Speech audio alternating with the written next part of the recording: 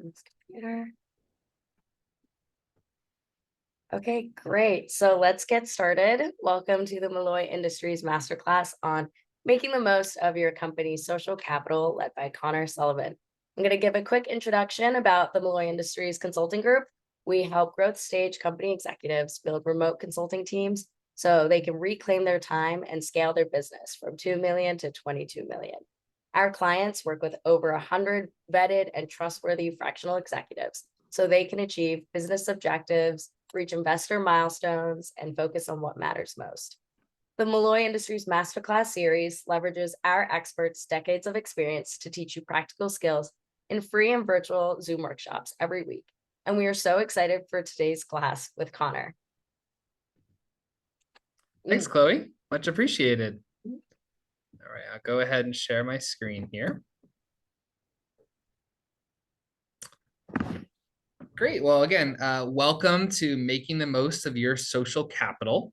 My hope for you all today is to leverage your background and learn how you can use that to make connections with prospects by using the intricacies of relationship-based selling. So our company, the Endurance Group, is founded on this idea that all business relationships are built on the foundation of social capital. Now, it didn't always used to be that way. My father started this company about 20 years ago. He got his start in the consulting space. He worked for Arthur Andersen for a number of years. And what he found was that there were a number of people that loved doing the work, but not selling the work. And what he noticed was that people did their best selling when they were working with people they had things in common with. And that really started a snowball effect of what our company has now become. Today, we don't consider ourselves a sales and marketing company. We consider ourselves a social capital company. Our mission is to unlock opportunities by revealing and leveraging authentic relationships. The reason I got involved in the company is, as I said, this is my dad's baby. However, I actually come from a teaching background. I'm a former high school English teacher. I taught high school English for a number of years. When I joined the company, I was really excited to take it to the next level and really understand how we could help companies leverage this idea of social capital. This graph actually does mean something to me. It actually isn't just a bunch of pretty multicolored dots. It's actually one of our clients and their relationships through social capital to a number of their prospects. The reason I want to bring this up is because I am going to break this down a number of different ways in the future. But it's important to understand that our social capital is a complicated web of opportunities. And our job is to figure out how the best way to help our clients break this down into ways they can actually manage. McKinsey recently came out with an article last August just about this idea of social capital. It's the idea of networks, relationships, norms that really allows businesses to move forward, both internally as well as with their prospects. I'll send this deck out afterwards through Chloe, but I highly recommend you give the article a read. To give you an idea of what we mean by social capital, I thought I'd throw this graphic up here. The reason I met Mike Malloy is because we were both graduates of Boston College. And although it might seem really simple, the reason Mike picked up my call way back when was because we had that in common. And if I were to have reached out to Mike cold just to tell him about my company, I'd have probably a 2% likelihood of getting Mike to actually accept that call.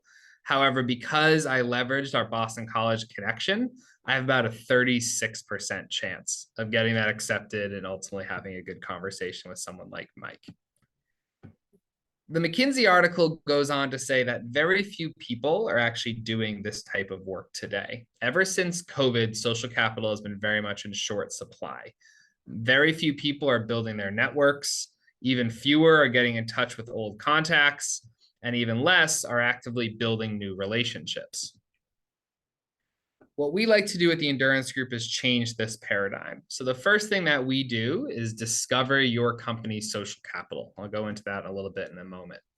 We then build your ideal customer profile and figure out who at your company has relationships with some of those prospects. We then launch campaigns in a variety of different ways to help you make connections to those prospects. And ultimately, we're constantly analyzing and improving how to best enhance those efforts. So, what we do when I say analyze social capital is we look at all publicly available social media for all of your team members. So, if I were to look at a company, and you can see one of our clients is actually up here, I noticed that the majority of people at the company graduated from the University of Washington. I also have someone that graduated from the University of Auckland. I have Vanderbilt. I have UPenn Wharton. And that is only one aspect. We also look at where people volunteer, where they work before their time at their company, what their interests are, what groups they're a part of. And we take that all together to create what we call a social capital inventory. We then do the same thing for our clients' prospects. So if a company is targeting CEOs in the financial industry at companies above 2 million in revenue with over 50 employees, I would take all of the CEOs that meet that profile and I would look at where they went to school, where they volunteered, where they used to work, what their interests are, what groups they're a part of. And then I start to compare them. And what we create is that graphic I showed earlier, but now we can break it down in a lot of different ways. So this is one of our clients, and their top target is Blue Cross Blue Shield of Michigan. I looked at all of the people at Blue Cross Blue Shield of Michigan that they want to talk to, and I looked at all of their social capital. I then took my client, the green dot down here, and I looked at what all of their social capital was. You can see there are a number of other Blue Crosses in here too. And I figured out what the connections were. And each one of these lines is a social capital connection. I also can look at this not at an account level, but actually at an individual level. So this is one of the head decision makers at my client. Before his time at this client, he worked at Deloitte. He worked at Arthur Andersen, where my father previously worked. And he graduated from the University of Michigan as well as Northwestern. I then identified all of these prospects that graduated from Deloitte. The best way into these prospects is through that connection. All of these prospects graduated from University of Michigan. That's this prospect's way in. So you have the account level, you also have the individual level.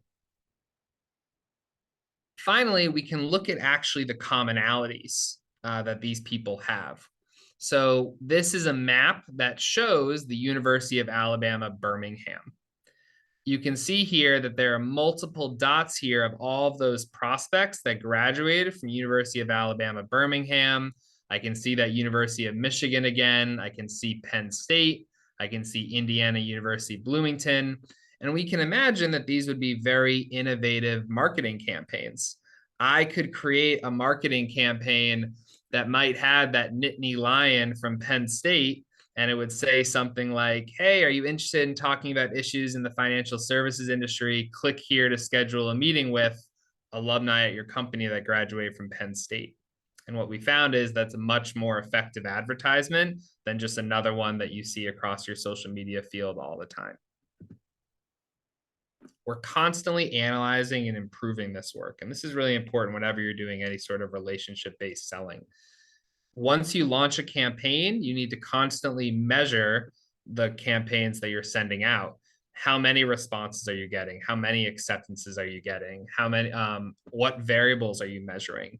It's important to do those A/B campaigns to figure out what messaging works better than others. Is it better to talk about the last Penn State football game, or is it better maybe to leave that out? And then obviously you improve your campaigns based on the data that you see. So I wanted to shout out Chloe here. She volunteered to be my guinea pig for this, and how social capital might be able to help Chloe.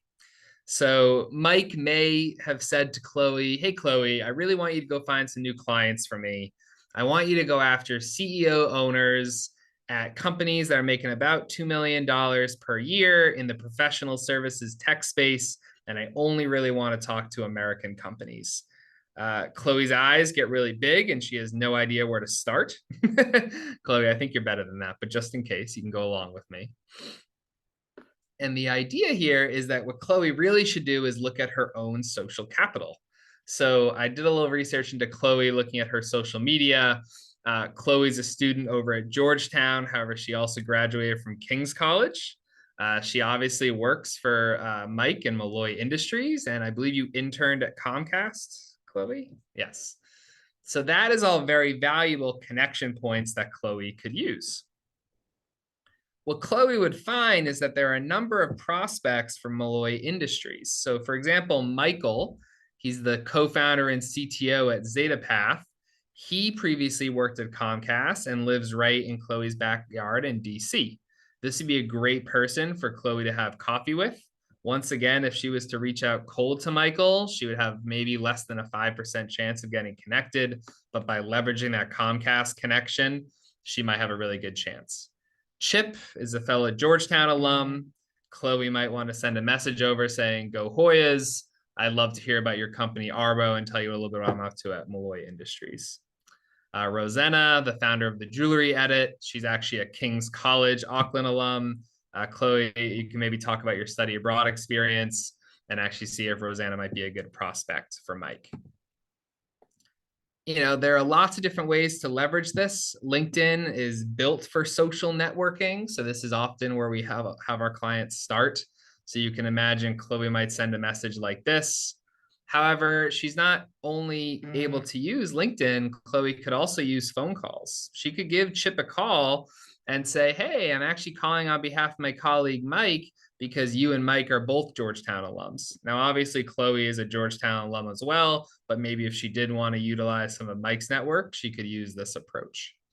We also could go back to old-fashioned email and reach out to Rosanna and talk about her time studying at King's College. So a lot of different ways to leverage this data and hopefully get some new leads. What we do at the Endurance Group is we offer commonality reports. So we call this, very account-based selling. So if Chloe and Mike told me that they really wanted to talk to Bob Boyd, he's the president of Sage Hill Strategies, we do the research and say, "Hey, Chloe and Mike, Bob actually lives where I'm from in Portland, Maine. He graduated from Indiana, go Hoosiers. He volunteers at the Boys and Girls Club in his free time, and he previously worked at Deloitte." And I would tell Chloe and Mike the best way in to Bob is actually through Sally, their CEO, because she's also a fellow Hoosier. Or maybe you want to go through Jeremy because he lives here in Portland, Maine, and used to work at Deloitte. Or maybe you want to set out Dave Davies, your sales manager, because he's a volunteer at the Boys and Girls Club. The other thing we often talk about is relationship expansion campaigns. This is the example I just gave for Chloe. Chloe could run a campaign to all Georgetown alums. She could run it to King's College alums. She could run it to Comcast alums. And she would create these LinkedIn cadences where she sends an invite and 2 follow-up messages trying to engage those prospects. So you can actually see some campaigns that I've run in the past. I have, the reason I met Mike was through my Boston College network. You can see my last campaign there at a 57% acceptance rate. I'm also a Teach for America alum. You can see that my last campaign had a 20% response rate. So we have a really high success rate on these. And again, it just comes back to this idea that people like talking to those people they have things in common with. We do a lot of digital marketing here at the Endurance Group, as I talked about with some LinkedIn ads. So this is actually an ad that we're running for one of our clients right now. I know I brought up Deloitte a few times here, but this has been one of his most successful. You can see here, there's actually really nothing about his business at all. It's really just he's looking to have conversations with people about scaling their business. The Deloitte logo means a lot to people, especially those that started their career there. And that's what he's really looking to leverage. So we often help our clients launch these campaigns. Ultimately, what the McKinsey article really talks about is that social capital often goes deeper than your external work. It's also your internal work. and how the importance of building and creating those social capital assets. Most marketing firms are offering services like copywriting, email marketing, and our hope with our clients is to go beyond this. We figure out how to leverage your social capital and create content that'll really help bring that to the surface. So, for example, we'll look at your SEO and write blogs, press releases, website content, videos that's really going to enhance your social capital and capture what those bonds are with those prospects. We'll help you join groups, alumni groups that you actually might be able to leverage into potential relationships. We're making sure you're following those industry leaders to get the most out of others' social capital. And ultimately, we're making sure that you're engaging with content that could, again, get you in front of those decision makers.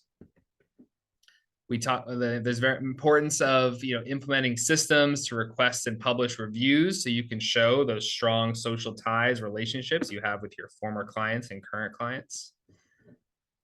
We talk about paid ads, which I know I mentioned a little bit already, but we want to make sure those paid ads are really focusing on the relationships you have with prospects. Reputation management, making sure you're getting those reviews on both Google, Facebook, LinkedIn, Glassdoor, etc.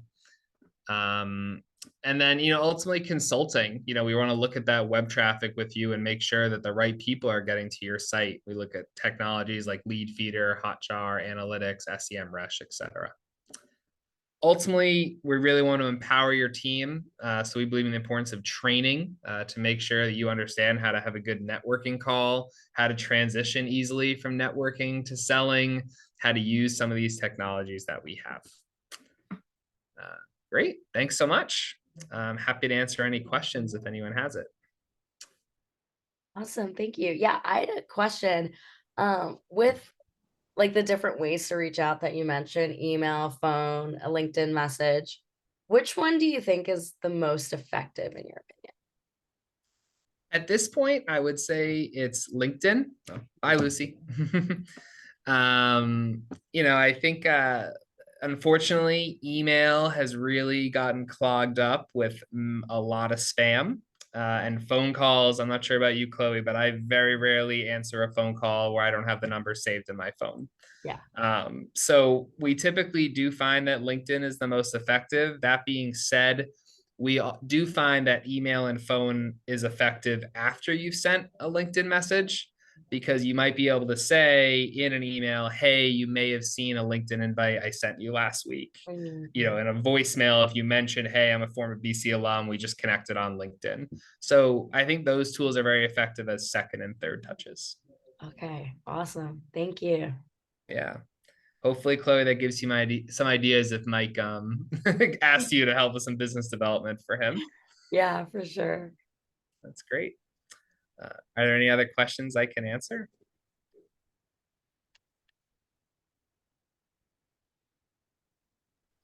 I do have a question. Oh, thank you first of all for your time. And Sure. our company is looking forward to expand to other countries, not Mhm. only in the US.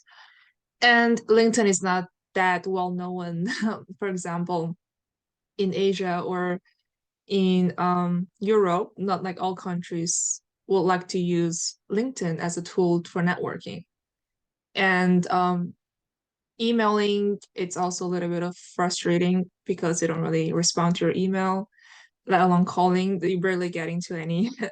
response or like anyone pick up your phone. So what would be kind of innovative way to break through those barriers to get into a market that is not US based? Sure. Yeah. So I can actually share with you. We actually do work with a lot of companies going the other way. They are in Europe and Asia looking to enter the US market. I'm actually an Irish citizen. So we actually have a lot of clients in Ireland looking to break into the US market. And what we have found is that these principles really do hold true, especially if you're trying to break into a new market, because those first few customers are often the most difficult to get. You don't have an existing referral network, you don't have many connections in the space. So finding people in these new markets that you have common ties with is very, very important. I will say Social media is going to be the most ideal for you because, as you mentioned, there are a lot of laws, especially in Europe, on unsolicited emails that we do not have here in the US. So you definitely, one, you won't have a high response rate with email, but also you could deal with some legality issues. Phone calls is very similar there in Europe and Asia as well in terms of lack of pickup, but also legality issues. LinkedIn and other social media is often the way around this because if someone accepts your invite, your friend request, your follow on Instagram, you are permitting them to then reach out to you further. So I would highly recommend other social media forms. If it's not LinkedIn, potentially looking at Facebook and Instagram, and specifically those people that you have common ties with. For example, university alums, volunteer, prior work experience, etc. Cool, thank you. You're welcome. The other thing I would bring up is that, it doesn't necessarily need to be your social ties. So in this example, I looked at Chloe, but there might be someone else at Malloy that, Chloe might really want to talk to. And it turns out that I have the best way in because they're also a Teach for America alum, or maybe they're also an Irish citizen. And what this really shows is that all of your sales efforts doesn't need to come from just one person. It might really behoove Chloe to call me up and say, hey, Connor, would you mind sending over an email to this person because they also were a TFA alum and, give me an introduction. And that can be really, really powerful as well, because now you can empower your entire team to be a salesperson for you as opposed just to putting it all on yourself. Connor, thank you for that presentation. Can you hear me okay? Yep. Awesome. I have a question. Your slide about the relationship expansion is impressive with those results. How long does it typically take, would you say, to get those? Sure. So currently LinkedIn allows you to send approximately 100 LinkedIn invites per week. We typically do like to start a bit slower just because our goal is that when we go into your account, that we are being as normal of a person as possible. So we typically start a bit slower. We'd start maybe 60 or 70 in the first week, and then we move our way up from there. But most of our clients are getting 1 to 2 meetings a week beginning in their second or third week. So we're able to get going pretty quick. Wow, thank you. You're welcome. Great. Chloe, is there anything else I can answer for you? I don't have any more questions myself, but I do want to thank you for a really fantastic and engaging presentation today. For those who couldn't make it, there'll be a recording of this up later this week, and we'll send out your information as well to everyone who registered if they want to reach out to you directly.